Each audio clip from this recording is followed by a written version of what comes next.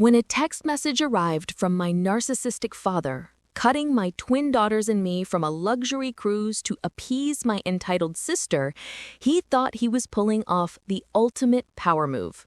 He confidently claimed they only wanted real family on the ship, completely unaware that the multi-million-dollar global supply contracts keeping his own business alive were entirely controlled by my private logistics corporation. Within 2 hours, I didn't just cancel their cruise, I completely cut off their global shipping licenses, liquidated the family estate, and triggered a total financial blackout that permanently dismantled their entire empire before their flight even left the tarmac. When they finally tried to check into the terminal, they didn't just lose a vacation. They found themselves completely broke, facing a federal corporate audit and staring at a dead screen with 43 frantic missed calls. My name is Diana, and I had to learn the hardest lesson a daughter can ever face. Sometimes the people who demand absolute loyalty from you are the exact same ones who will trade your dignity for a cheap family photo. The total, spectacular demolition of my family's comfortable illusion took place on a crisp, high-stress Thursday morning in August 2025. I was sitting at the breakfast table in my quiet, sunlit kitchen, packing small fruit slices and organic sandwiches into 2 identical school lunchboxes for my 5-year-old twin daughters, Iris and Clara. The house smelled of fresh blueberry muffins, and the girls were giggling in the background, completely dressed in their tiny matching school outfits. That peaceful morning routine was instantly shattered by a loud, sharp vibration from my phone on the granite countertop, revealing a text message from my father that would change our lives forever. To truly understand how a simple text message could trigger a multi-million-dollar asset liquidation, you have to understand the toxic financial structure of my family. My father, Richard, was a fiercely proud, old-school man who ran a regional manufacturing firm that had been on the verge of complete bankruptcy for nearly a decade.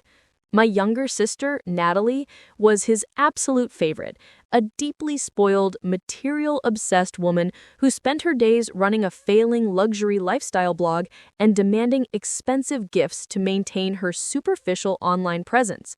When our mother passed away 5 years ago, Richard completely checked out of his financial responsibilities, focusing all his remaining energy on coddling Natalie and treating my twin daughters as an inconvenient burden because I had chosen to raise them as an independent, unmarried mother.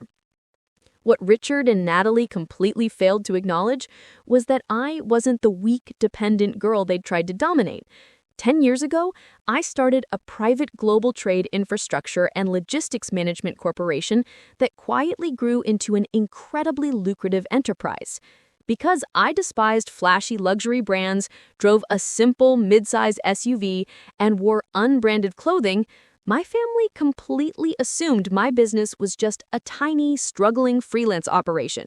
They were so blinded by their own arrogance that they never looked at the official legal paperwork of their daily lives. 3 years ago, when Richard's manufacturing firm was about to lose its international shipping licenses due to massive debt, I secretly stepped in to save them. I used my corporate network to buy out their primary debt, took absolute ownership of the commercial land their factory stood on, and single-handedly authorized the global supply chain routes that allowed his factory to export goods.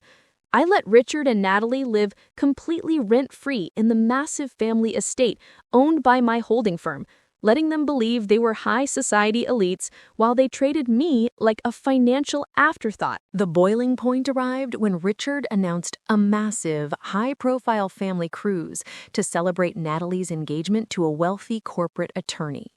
Natalie spent months meticulously planning the trip, selecting a premium, ultra-luxury Mediterranean cruise suite package that cost a staggering $45,000. Because Richard's company was completely short on cash, he came to my office crying, begging me to put the entire cruise package, flights, and premium excursions onto my corporate credit card, promising that he would repay me the moment his winter contracts cleared. For the sake of giving my twin daughters a beautiful summer vacation with their grandfather, I agreed, processing the massive deposit and final payments through my firm. But Natalie's toxic insecurity couldn't handle sharing the spotlight with my beautiful daughters. She wanted a picture-perfect, high-society cruise vacation where she was the undisputed center of attention, and she spent weeks whispering venomous lies into our father's ear about how my twins would ruin the formal dining nights and the aesthetic of her engagement photos. That brought us straight back to that humid Thursday morning. I picked up my vibrating phone, and my blood turned entirely to ice as I read the cold, calculated text message from Richard. "Plans changed, Diana. I talked it over with Natalie last night, and we've decided that you and the twins aren't coming on the cruise anymore. Natalie wants only real, traditional family structures on this ship for her engagement photos, and your presence makes things complicated with her future in-laws. Don't cause a scene or make this difficult. We will talk when we get back in 2 weeks." I stood completely frozen in my kitchen, the phone trembling slightly in my hand as I looked over at Iris and Clara, who were happily drawing pictures of large cruise ships on the kitchen table. The sheer, unadulterated cruelty of a grandfather throwing his own grandchildren off a vacation that I had completely paid for was a level of betrayal I couldn't ignore. They wanted to treat me like a nameless wallet while publicly stripping away my dignity. I didn't reply to the text. I didn't type out a long, emotional paragraph crying about their unfair treatment, and I didn't give them the satisfaction of a desperate phone call. I took a deep, steadying breath, knelt down to kiss my daughters on their foreheads, and quietly decided to show my family exactly what happens when the foundation they stand on decides to walk away. I grabbed my car keys, drove straight to my corporate headquarters, and called an emergency session with my executive legal team and my chief financial officer. Within 45 minutes, we had the entire strategy mapped out with cold, mathematical precision. Since the luxury cruise reservation, premium flight tickets, and private island excursions were completely registered under my corporate credit card and my company's corporate identity profile, I had the absolute legal authority to manage the assets. I instructed my CFO to immediately initiate a total high-priority fraud protection cancellation on the entire $45,000 travel package, pulling every single cent of funding straight back into my firm's primary account.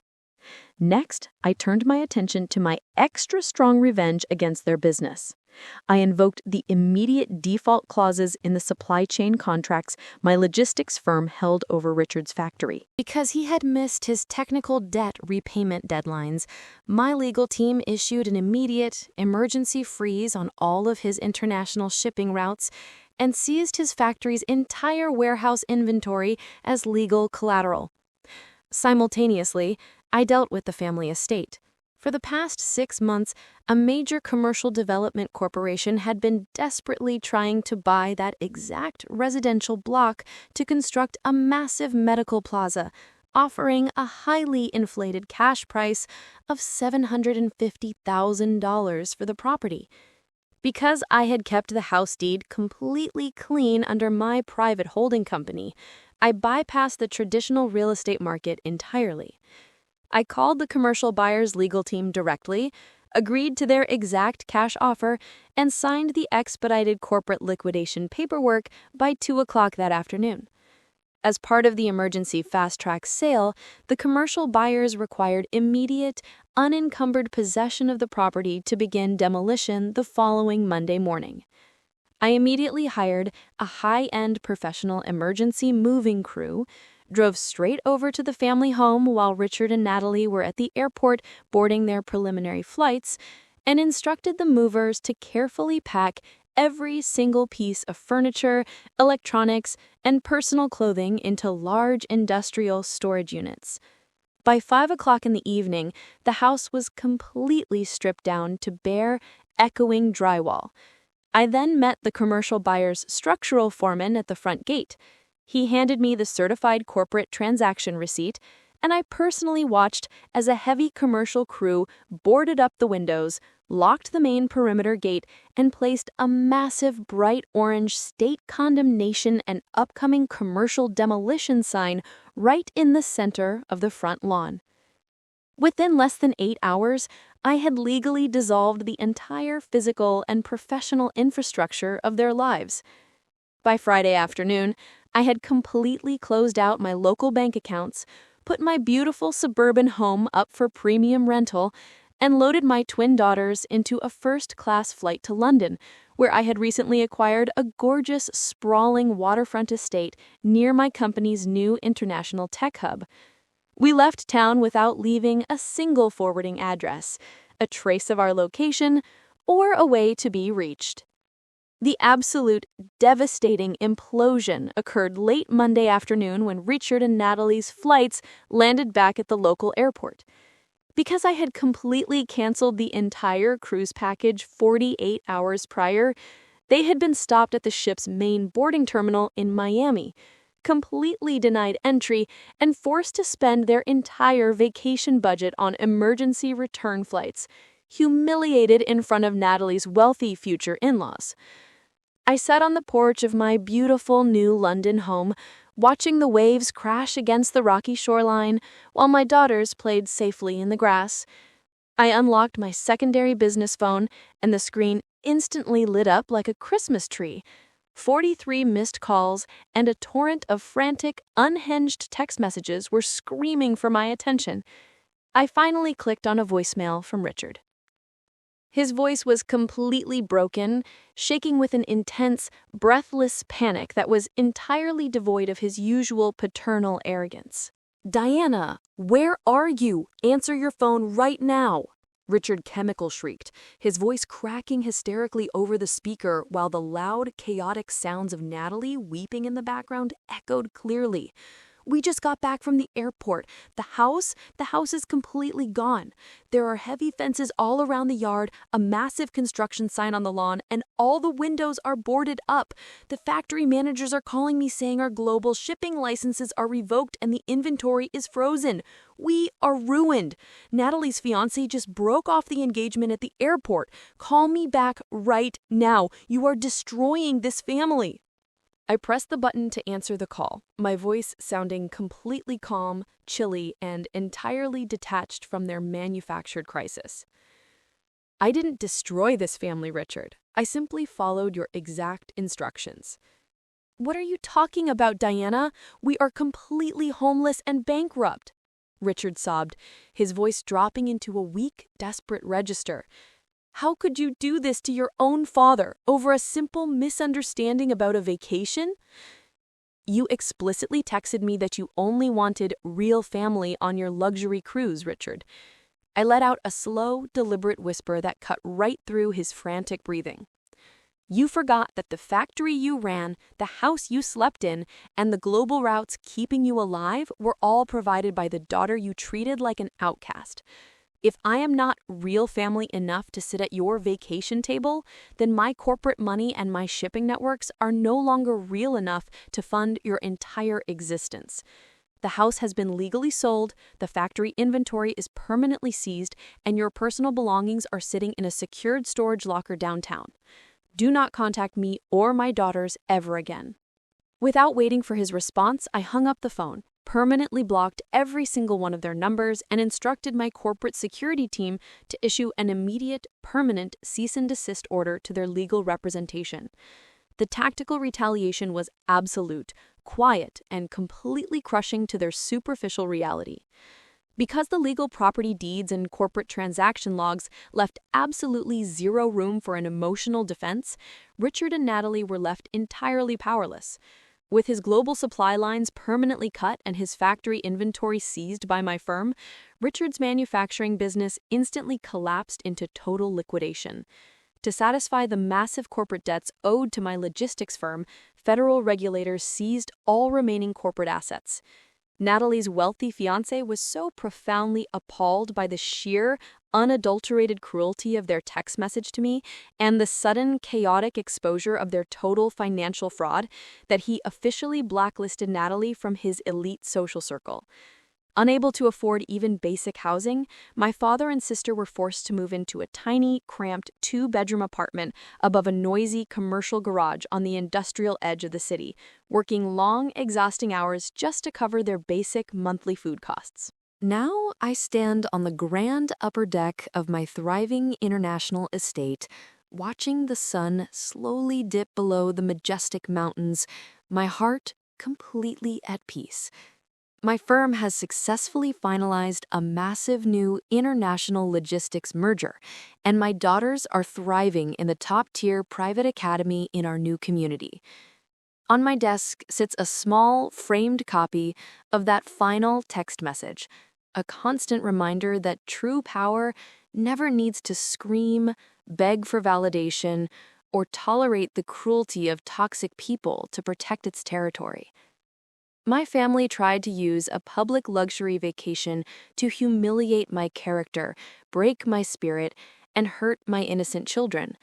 But by keeping my head clear, relying on the unyielding weight of absolute professional ownership, and letting the concrete reality of financial truth strike at the exact second they felt completely superior, I didn't just protect my daughter's peace, I permanently built our freedom. My personal advice to anyone listening to this: never allow the toxic, calculated cruelty of status-obsessed relatives to force you into an emotional panic or a loud shouting match when they try to weaponize your lifestyle or reject your boundaries. It is a profoundly painful, heartbreaking reality to accept, but sometimes the people who share your blood are entirely blinded by their own superficial arrogance, viewing your quiet humility, your independent choices, and your silence as a license to exploit your assets while diminishing your worth. A parental title or a family connection does not buy someone a free ticket to run a public campaign of emotional manipulation against your children or your character. You should never waste your valuable life energy begging for a seat at a table where your dignity is constantly up for auction. When narcissistic relatives try to treat your presence like trash while quietly surviving on your silent generosity, maintain an absolute, unbreakable silence, trust entirely in the concrete power of your documented rights, and let the natural consequences of their own reckless pride completely dismantle their world in its own perfect time.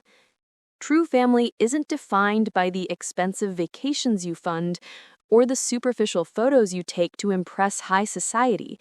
It is defined solely by the genuine loved ones, the loyal friends, and the honorable partners who value your character, respect your independent life, and stand fiercely by your side when the lights go down. Walking away from a toxic dynamic and cutting off the financial life support of ungrateful bullies is not an act of malice. It is your absolute moral obligation to your own self-preservation and your children's future. Stay focused, protect your personal assets in the dark, and always put your own peace and dignity first today. Because an empire built on authentic integrity will always outlast a house built on borrowed pride.